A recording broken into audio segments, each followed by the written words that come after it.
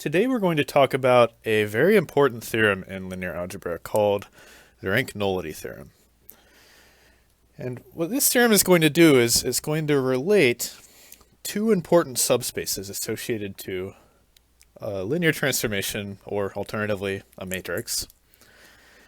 And in turn that's going to give us a deeper understanding of how linear transformations really work and what kind of linear transformations are possible. Okay, so first I'd like to recall what those subspaces are. So what are the two subspaces I'm talking about? So here are two important subspaces. Well, there are more than two important subspaces actually associated to a linear transformation, but so here are two important subspaces at least associated to a transformation, so a linear transformation.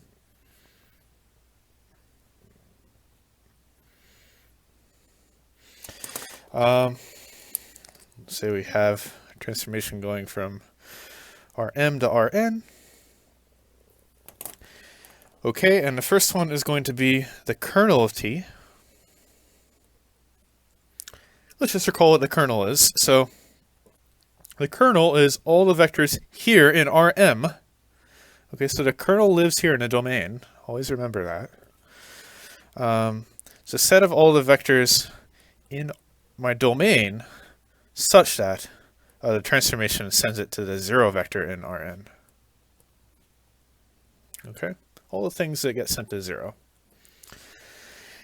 And the second, and this is a subspace. It's not just a subset, it's a subspace. And then the second important subspace associated to T is the image of T. And that's just all the things that you can get to in Rn. So the image is a subspace in fact, of the codomain of Rn. Okay? And this is also called the range of T. Okay? So this is the set of all things of the form TV for some v in my domain. Okay, but the range or the image lives here in Rn, and the kernel lives here in Rm. Okay. Well, these are, if we have a matrix for this linear transformation, so let's say T of x is given by multiplication by some matrix A, the kernel of T is the same thing as the null space of A. We just use a different word when we talk about the matrix for some reason. And the image of T is the column space of A. It's just anything you can get to by taking linear combinations of the columns. Okay? It's the span of the columns of A, the column space of A. By the way, these are not the only two important subspaces. For example, you can also have, so I'll just say this as an aside maybe, but maybe I'll talk a little bit about this subspace later. So another subspace, and there are even more than these three, but you could have the row space of A. What do you think that is? Well, that's just a span of the rows of my matrix. Oh, and by the way, where does the row space live? Is it in Rm or is it in Rn? Okay, the row space is actually in Rm. Okay, because my matrix for this linear transformation is an n by m matrix, so the rows are m entries long, so they should be, my row space is actually here. And the row space and the null space are actually, they're both living here, and they're both related in an interesting way, so maybe I'll talk about that toward the end of the lecture. Okay, but yes, again, the null space is here, right? So null space of A is here, and the column space of A, or in other words, the image of the transformation, is here. So they're in two completely different spaces. M might be different than N. Okay, but it turns out these two these two subspaces, even though they're in totally different vector spaces, they're connected in a very, very deep and satisfying way. So let's see an example of that before I tell you what the rank-nullity theorem is. So let's consider, actually I'll give you a bunch of linear transformations. So consider the linear transformations. And let's do transformations from R3 to R3, just to keep it fairly simple. Okay, so I'm going to give you a bunch of linear transformations. And again, yeah, A is going to be the matrix associated with the linear transformation, as always. Because we can write our linear transformation as multiplication by a matrix.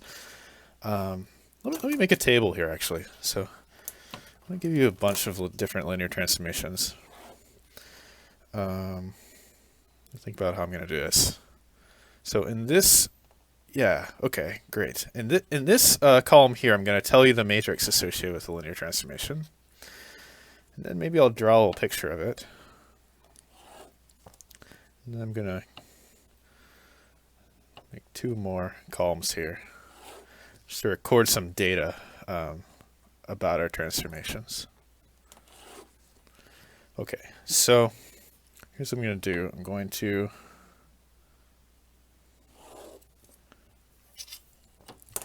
in fact, you know, for the matrix, I'm going to go ahead and give you the echelon form. So this is the echelon form of my matrix A. And then in this column, I'm going to try to draw a picture of the transformation, which I can maybe do because we're in three-dimensional space. It'd be more difficult if I had R4. And then in this column here, what I'm going to say is I'm going to say what the dimension of the range, or the column space. So let's say the range, the dimension of the range of my transformation. And then here I'm going to put the dimension of the kernel. Okay. Here's the first matrix. What about the transformation that is given by a matrix of this form? Very nice matrix. This is the reduced row echelon form, actually. We have 3 pivots. So again, A might not be this matrix exactly, right? But I'm saying this is going to be the, yeah, I'll even give you the reduced echelon form for my matrix A. Well, oftentimes it's going to look like this, right? We'll have 3 pivots. What's the picture of the transformation associated with this matrix? Okay, so I'm in 3-dimensional space. I'm mapping to 3-dimensional space. So my transformation is going from here to here. Well, it just maps 3-dimensional space to 3-dimensional space. And here's what I want to keep track of. What things are getting mapped to 0? The only thing getting mapped to 0 is 0. Okay, so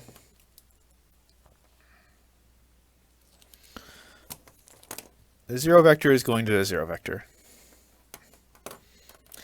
And what is the dimension of the range? Well, these columns, see, every column has a pivot, so that means that the columns of whatever my original matrix was are going to span R3. So my range should actually be the full 3 dimensions. Right? At the same time, these columns, the original columns were linearly independent. That's what this is telling me. I have 3 pivots, pivot in every column. So what does that mean about the kernel? Well, they're linearly independent, so T is 1 to 1. So my kernel is just the 0 vector. The only thing getting mapped to 0 is the 0 vector. Okay? So what would we say the dimension of the kernel is? Remember, the kernel in this case is just going to be the 0 vector. That's the only thing going to 0. So the dimension of the kernel, well, I have to make a basis for the kernel. Okay, but my basis for the kernel is going to be this. Remember from the last lecture? We don't put the 0 vector in the basis. I mean, technically, yeah, the only thing in the kernel is the 0 vector, but we don't put the 0 vector in the basis, because then that would be a linearly dependent set. Basis has to be linearly independent. So that's my basis. There's nothing in it, which means the dimension of the kernel is 0. There's a 0-dimensional kernel. It's just a point. Okay. Okay, let's move along. So what's another kind of situation I could have? So if I have 3 pivots, it's going to look something like this. What if I have 2 pivots? So let me put in some random numbers here. I'll still make it in reduced row echelon form. Okay. Here's another possibility. What is this going to look like? First of all, what is the image of this linear transformation going to look like?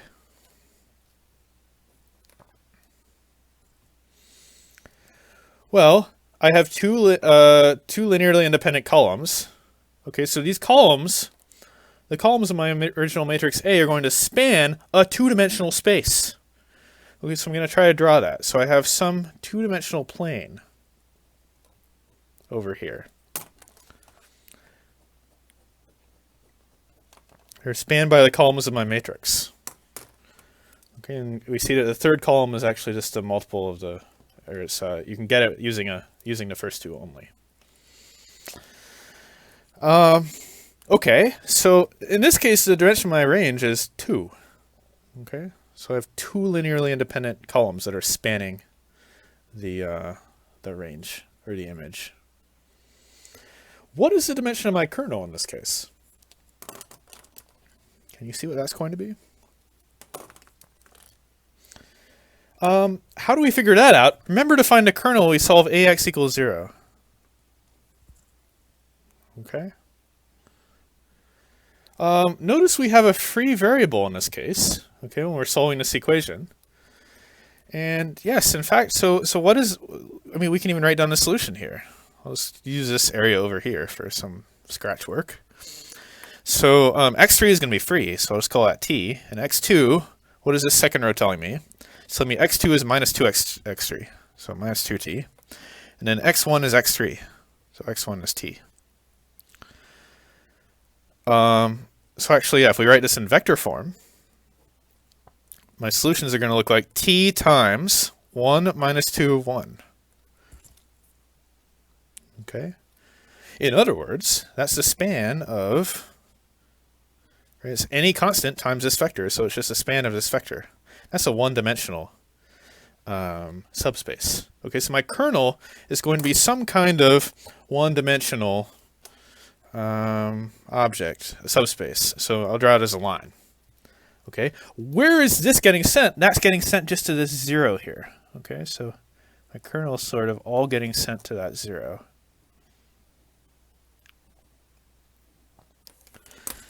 And so the dimension of my kernel is 1. Notice these two add up to 3. Okay. Next, okay, let's do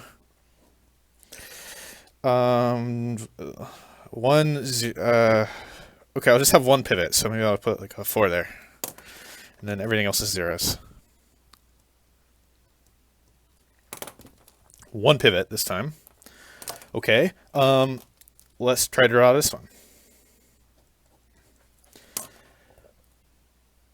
Well, what kind of space do my columns span? Okay, what is the range, in other words, of the linear transformation? What are all the things in R3 I can get to by taking linear combinations of the columns? Well, it's just a one-dimensional. It's a one-dimensional subspace, right? Because I only have one pivot. So my dimension of my range is 1, but what is my kernel in this case? Well, we can calculate it, right? Again, we want to solve ax equals 0.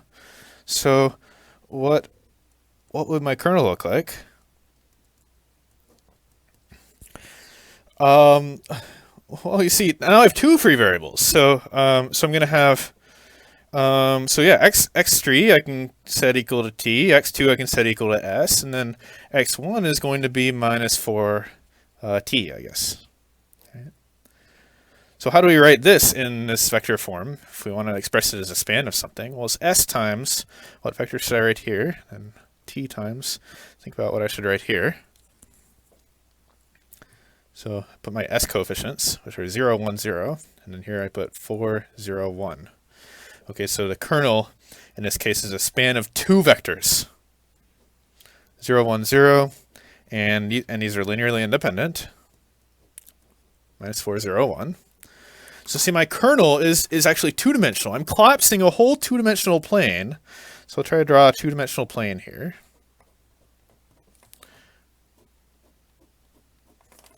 That whole two-dimensional plane is getting, running out of colors. Let me use this one. That whole two-dimensional plane is getting sent down here to 0. Okay. So that's all just getting sent to 0. Okay, and the rest of the space here, things that aren't on this plane, well, they're not getting sent to 0, but they're still getting sent to somewhere along this line. Okay, so I'm collapsing three-dimensional space down to this line, and notice that causes that causes the kernel to be two-dimensional. Okay, so again, these numbers happen to add up to 3. Can we do one more example? What would be the next example? Okay, can I have 3 pivots, 2 pivots, 1 pivot. Can I have 0 pivots? I guess so. What would that look like? It's just all zeros. I mean, this is a linear transformation, right? But what does it do to, so yeah, I mean, what does this one do? It takes all of 3D space, so I'll try to draw all of 3D space here. And what does it do? It collapses it all down to 0. Okay. My columns don't span anything other than the 0 vector. What is my null space? What are the solutions to this matrix times x equals 0? Any vector I want, right? I can multiply this by any vector I want and get 0. So, so my null space this time, the dimension of my null space is actually 3, right? Because all of R3. And R3 is 3-dimensional. And my range is just the 0 vector, so it says 0-dimensional subspace. Okay. So this is basically all the linear transformations we could have going from R3 to R3, and we notice a pattern here. Okay, so even though the kernel and the range are in 2 totally different subspaces, their dimensions are somehow related. Okay, they have to add up to 3. Well, which 3 is it? Is it that 3 or is it that 3? So that's the question. It's this 3 here, okay? And the reason is, I mean, I could have added a bunch of dimensions to this space here. It could have been R5, right? But that wouldn't change any of this picture. I would just now have a 2-dimensional plane here that I'm mapping to in R5. And I just ignore 2 of the dimensions. So it's actually that 3 there. And so in general,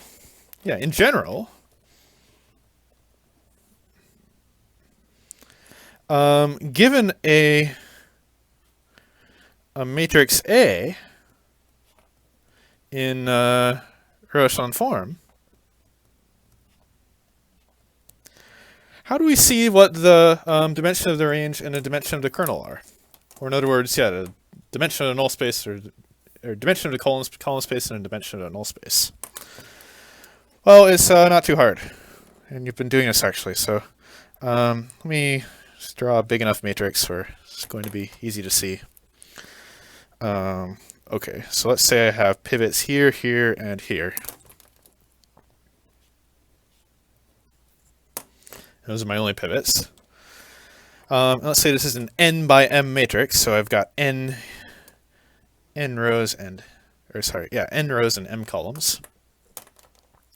Okay, well, let's say I have 3 pivots. What does that tell me? It tells me that these 3 columns in my original matrix are going to span my column space, or my range. Okay. Of course, they're going to span the column space. That's what the column space is. But this is the range of my linear transformation will be spanned by just these 3 columns alone. The other ones are redundant, right? That's what It means to just have pivots here. We have other entries here, and there's zeros below. Okay.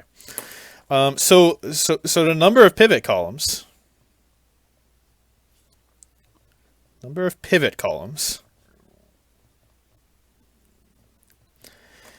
That is the dimension of the range. That's this column here. Maybe I'll say, because I'm talking about a matrix here, I'm not even talking about a linear transformation. So I'll say the column space of A, right?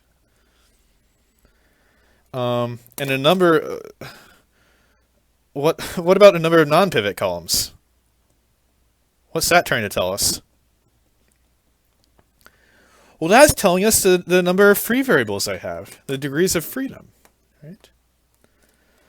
And so that's telling me sort of what the null space of my matrix looks like. Right? Because if I have, so here I had 2 free variables, and that gave me a 2-dimensional null space. Okay. In this example, I have 4 free variables. So here are my non-pivot columns. What are they telling me? They're telling me the dimension of the null space of A.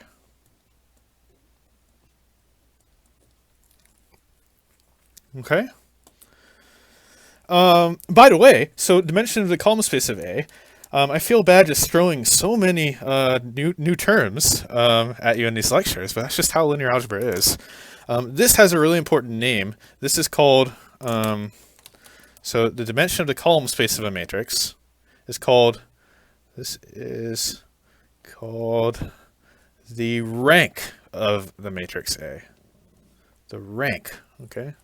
Very important word. This word gets thrown around all the time in linear algebra. And then this one here, what do you think we call that? You can look at the title, right? So this is called the nullity. Kind of a strange word, but this is called the nullity of my matrix.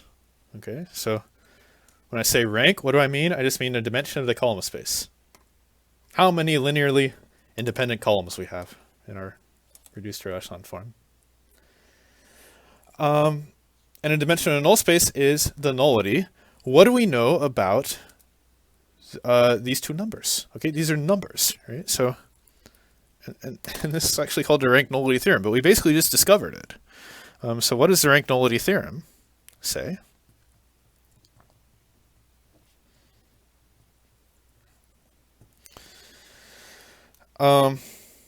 If A, let's do it for matrices first. So is oh, I need to do this right. So, well, actually, I don't have to be too careful. But yeah, I'm going to say n by m matrix. So just like we did here, there's an n by m matrix.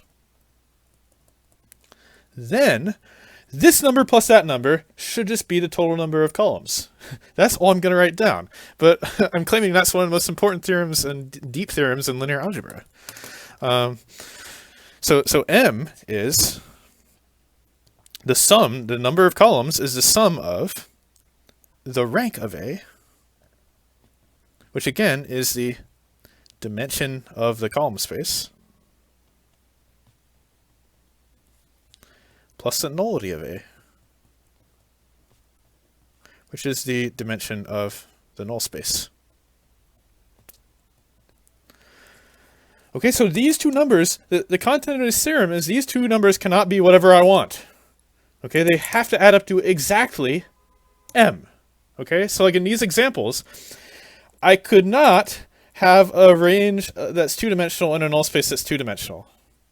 Turns out that's not possible. So linear transformations are highly constrained, and this is sort of telling you, yeah, exactly how they behave. Okay, what's the linear transformation version of this statement? So let's say I have a transformation from Rm to Rn, just to get comfortable translating back and forth between matrix talk and transformation talk. So if this is a linear transformation, then M, again, yeah, it's this M here, right? That's the length of my matrix. That is, well, what is it? It's the dimension of the image of t, or the range of t, plus the dimension of the kernel of t. Very cool.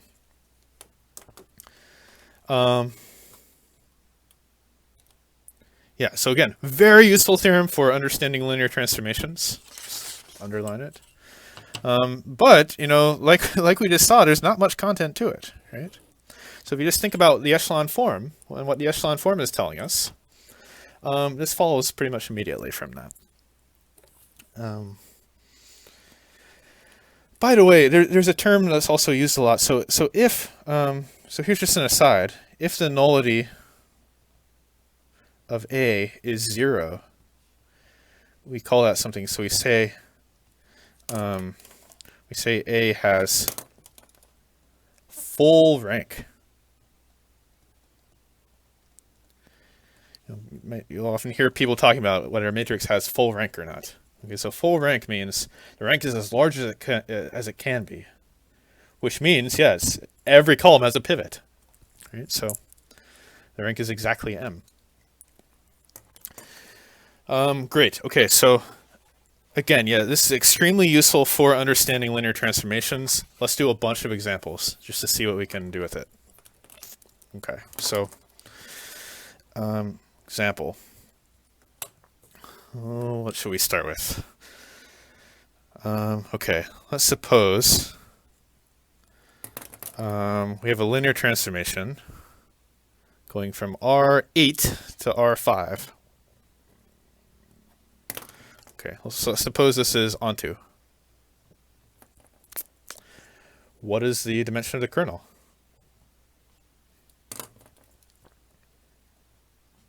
So in other words, yeah,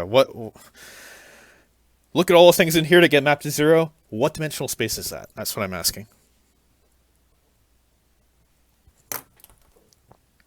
Okay, what do you think? And by the way, all of these examples I do, this is a great opportunity to pause the video, think through it yourself, and then you can play the video again and hear what I have to say. Okay, so what do we know about this transformation? Well, it's onto. What does that mean? Onto means, well, the range is everything, right? So the range is all of R5, right? Okay, so what is the dimension of the range, or the dimension of the image? Should say range. I feel so bad about yeah, using the words range and image sort of randomly, interchangeably, but I wish mathematicians would just decide on one. So yeah, it's the same exact thing. So yeah, it means the dimension of the range is 5. Right? It's all of R5. That turns out to constrain the dimension of the kernel. And the kernel lives here, remember. The range is here. But this rank-nullity theorem is saying that, yeah, we can say something about this space here just by knowing something about this space. Okay. What's the dimension of the kernel? Well, we know that 8 has to equal, that's my m. Okay, I'll put this one down. 8 has to equal the dimension of the range plus the dimension of the kernel. The dimension of the range we just said was 5, right? So this is 5. So the dimension of the kernel has to be 3. So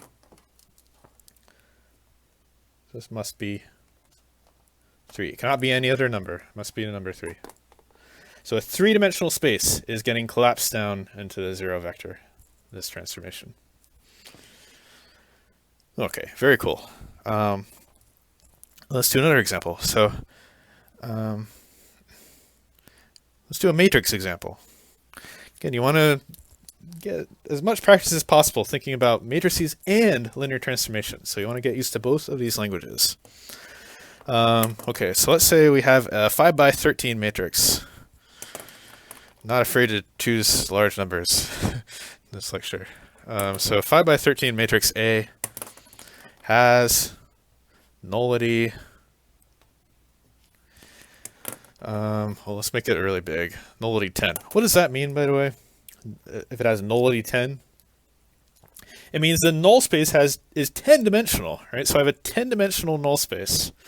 In other words, yeah, 10 dimensions are getting collapsed into just a zero vector under the transformation given by A. Okay, what my question is, what is the rank of A? Okay.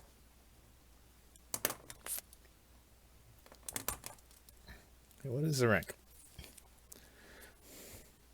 By the way, what's the intuition for rank? So rank is sort of like how many dimensions survive under my linear transformation. That's how you can think about rank. This is the rank right here. Right, it's the dimension of the column space or the range. So here, like one dimension goes to 0, right, this line, but 2 dimensions sort of survive and become the rest of the plane. Okay, in this example, yeah, 2 dimensions go to 0, but then the other dimension sort of survives and becomes the rest of this line. Okay, so a matrix with full rank is going to it's going to be 1 to 1, right? Everything will sort of survive. The only thing going to 0 will be 0. So you don't lose any information. Full rank means you don't sort of lose any information under the linear transformation. Okay, so let's answer this problem. So what is my matrix going to look like? I don't want to draw this one, but it's going to be 5 this way, right, and 13 across. See, my linear transformation would be going from R13 to R5. Right, so first of all, this makes sense. Right, it wouldn't make sense if I were going from R5 to R13. I can't have a 10-dimensional space here, right? But here I could have a 10-dimensional space. What is the rank of my matrix? Well, what does our theorem say? It says that 13 must equal what? It must equal the nullity, or the rank, plus the nullity. But the nullity is 10. So the rank has to be 3.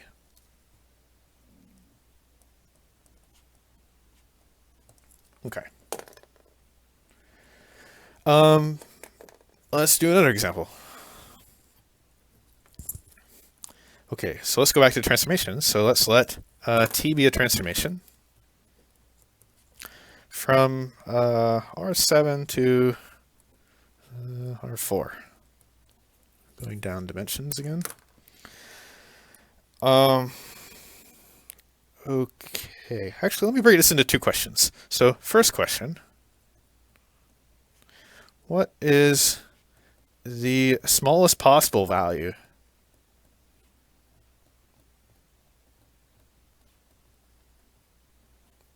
for the rank of A? Again, what is A? It's just the matrix associated to the linear transformation.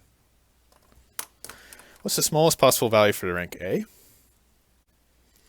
Actually, I changed my mind. What is the largest possible value for rank A? That's a more interesting question. So the smallest rank would be 0 if I just collapse everything down to 0. But what is the largest possible value for the rank of A? And the answer is 4. Why? Because this is, see, my codomain is a 4-dimensional space. So my rank cannot be 5. That doesn't make sense, right? Because it's a subspace of this. So that's something you have to keep in mind when you're using the rank-nullity theorem. Don't just blindly start plugging things in. You have to think through the transformation and say, okay, well, what is, like, can my rank, I know the rank plus the nullity has to be 7, but can I have a rank of 7? No, because remember, it's a subspace of this one, right? So the largest possible rank I could have is 4. Now let's do a question that uses the rank-nullity theorem. What is the say largest or smallest? Smallest is more interesting. So what is the smallest possible value for the nullity of A?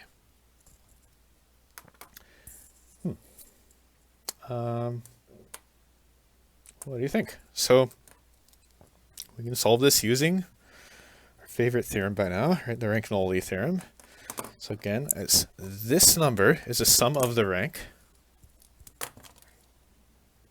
is the rank plus the nullity. Okay, this is at most 4, right?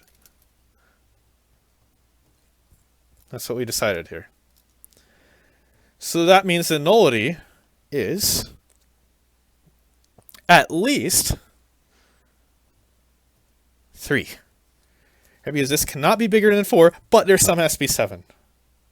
Okay, so the nullity could be 3. In fact, there are different possibilities. It's interesting to think through all of them. So we could have the rank and the nullity. The rank could be 0, like I said. In which case, the nullity would be 7, right, by the theorem. Or the rank can go 1, 2, 3, 4. It cannot be bigger than 4, again, because it's a subspace of R4. The nullities could be 7, 6, 5, 4, or 3. But again, these are linked, right? So these are my only 5 possibilities.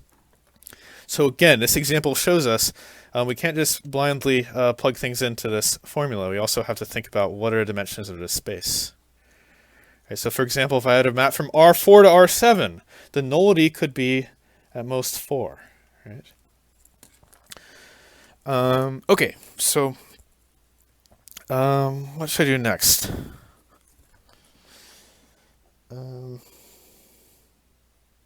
Let's do something really tricky. So again, this theorem allows us to do a lot and really understand linear transformations and systems of equations. So let's try to do something that I could have tried to ask this in some of the first few lectures, but it would have been too hard probably. So let's now write a system of equations.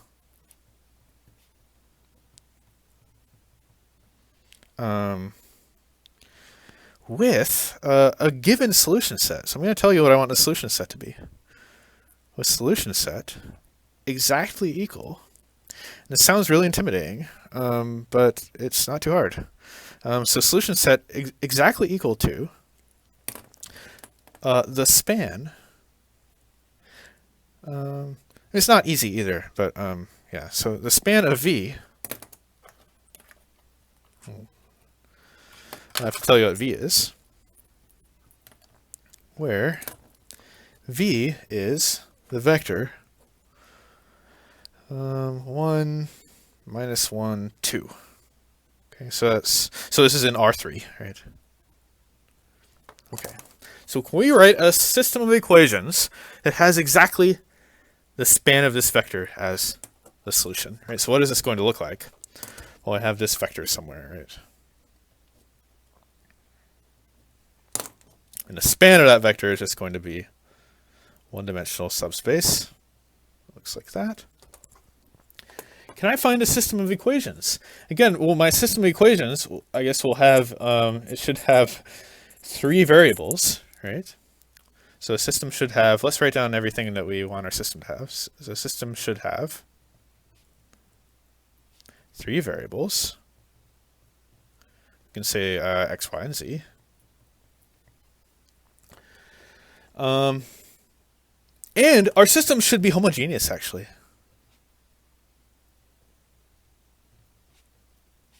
Why is that?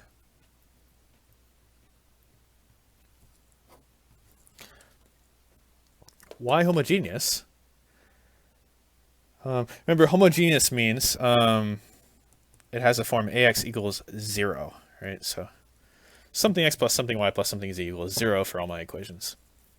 Why does it have to be homogeneous? Well, that's because, you see, the 0 vector is a solution. So I want the 0 vector to be a solution. If I want the 0 vector to be a solution, then this side has to be 0. Because if I plug in 0 here, I'm definitely going to get 0. Okay, so I need a homogeneous system of equations with solution exactly equal to this line, okay, in R3. And you can start trying to just write down some planes, maybe. Right, because an equation, something x plus something y plus something z equals 0, that'll be a plane. And you can try to create two planes that intersect in exactly that line, but that's a bit difficult. But let's think about, is the rank nullity theorem telling us anything here? Okay, so what do we think of when we see this equation? Well, this is the null space of my matrix A. So this is the null space of some matrix A. That's what I want to find. I want to find the matrix A. Can I try to find that matrix? Okay, well the nullity, what is the nullity of A?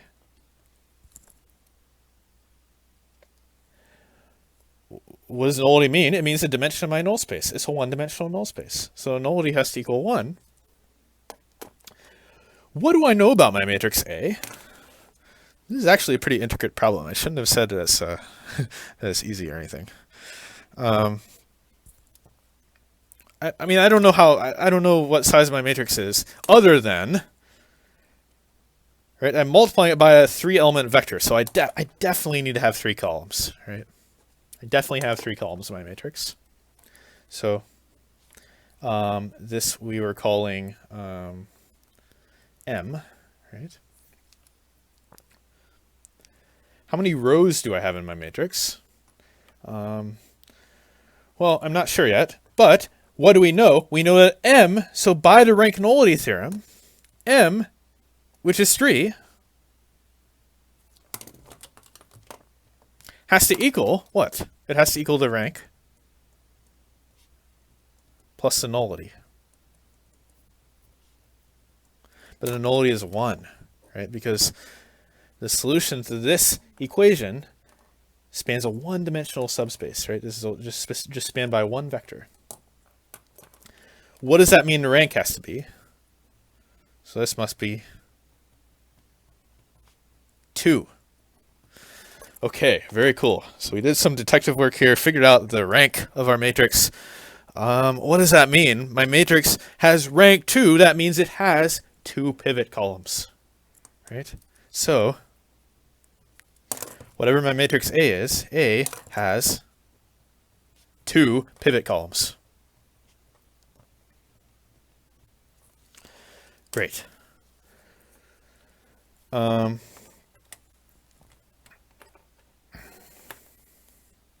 Okay. How many rows should our matrix have? That's an interesting question, right?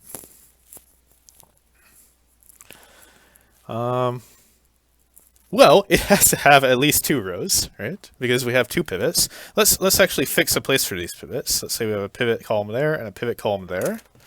So a pivot there, a pivot there. And it turns out we can actually make a choice. We can choose as many rows as we want. That corresponds to the number of equations, right? So we can add sort of redundant equations to our system. But let's say we need at least 2 rows. So let's just say that we have 2 rows. Okay. So suppose A has 2 rows. And again, it needs to have at least 2 rows because there have to be room for 2 pivots. Okay, what next? We need this vector to be in the null space. Okay. What does it mean for this vector to be in a null space? So, yeah, again, let me write this out. So 1 minus 1, 2, being in the null space of A, what does that actually mean? It means 1 times the first column, we'll call it V1, plus, sorry, not plus 2, getting ahead of myself, minus 1 times the second column, plus 2 times the third column, that's equal to 0. Okay, that's what it means, right? For this to be in a null space, it's a solution to this equation, right? So if I call my first column v1, my second column v2, my third column v3,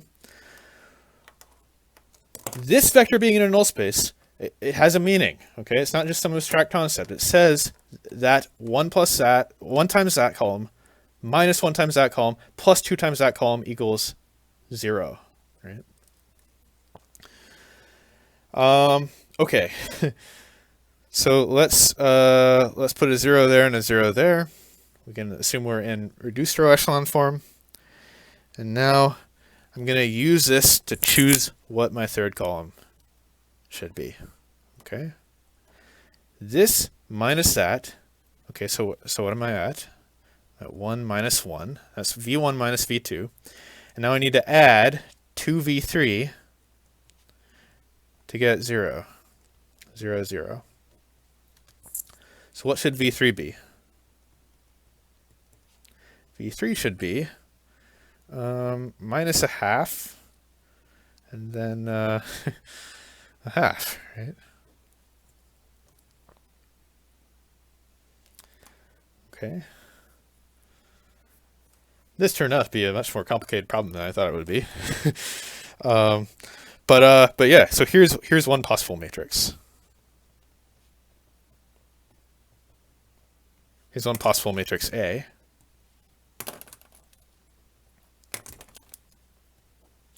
One, 0, 0, 1. We didn't have to choose that to be 1, 0, 0, 1, by the way, but we did have to choose it so that it'll be 2 pivots. So we couldn't put 2 linearly dependent things there. And my third column is going to be this. Minus 1 half, 1 half. Corresponding to, what's my system?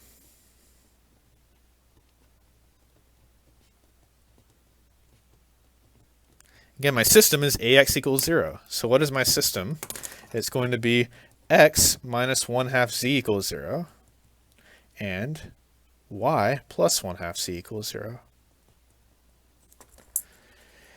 Phew, okay, I think we're done, right? So these two equations, this system of two equations is going to have exactly this line here as its solution set. We needed 2 equations. How do we know that? We knew that from the rank-nullity theorem. Okay, because our null space of ax equals 0 is one-dimensional, but we needed the rank plus the nullity to equal 3. So we needed the rank to be 2. So we need 2 pivot columns. And we could have, again, chosen more rows if we wanted to. So this is a kind of, I mean, these questions where it's kind of ill-defined and there are many, many solutions, those actually turn out to be some of the hardest problems, right? Often it's easier if there's just one solution. But yeah, there are many systems we could have written, but this is one possibility. Okay. I think this is a good time to maybe wrap it up. But I think I promised you earlier, though, that I wanted to say something about the row space. So let me just do that really quickly. So here's some facts about. I'll give you 2 important facts about the row space. How do we denote the row space? That's denoted row of A. Okay. And again, the row space is just a span of the rows. So my row space would be the span of these 2 rows in R3. So the first fact is that this has nothing to do with the previous example. My first fact is that the dimension of the row space. Again, where does the row space live? It lives here, in the same place as the null space, right? So the row space is in a completely different vector space than my column space. Okay? But the dimension of the row space is equal to the dimension of the column space. Okay? Why is that? Well, because the dimension corresponds to pivot rows or pivot columns. Right? So I have 2 pivots, and I'll have 2 linearly independent columns, but I'll also have 2 linearly independent rows. Okay? So my row space will be 2-dimensional as well as my column space. And one other very important fact about the row space. Vectors in the row space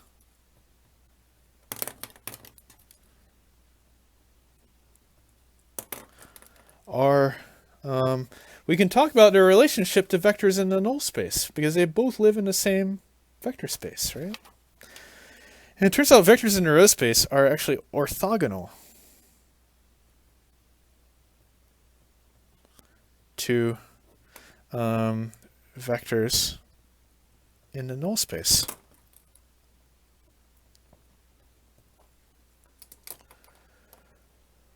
Why is that? Okay, well let's use this matrix as an example. I said this problem is going to have nothing to do with this, but I'll use the same matrix. So what does it mean to have something in my null space? It means I have a vector here that I plug in, and I get 0. Right? Okay, but what am I saying? By saying this is 0, well, I'm saying 1 times x plus 0 times y minus 1/2 times z equals 0 for 1, right? That's my first entry. But those of you who are familiar with the dot product, okay, will recognize that this is a dot product between this vector and that vector. And the dot product equals 0 exactly when the vectors are orthogonal. Okay, so again, I don't want to go too much into detail, but there's, again, we can we can add a lot more to this picture, right? So, for example, the row space in this picture is going to be sticking out of this plane. Okay, so here's my row space. It's my row space. Okay, it's orthogonal to it's perpendicular to the null space. So maybe we'll come back to that in a future lecture, but don't want this to go on for too long, so let's wrap it up there. But again, yeah, very useful theorem in linear algebra with many, many applications, the rank-nullity theorem.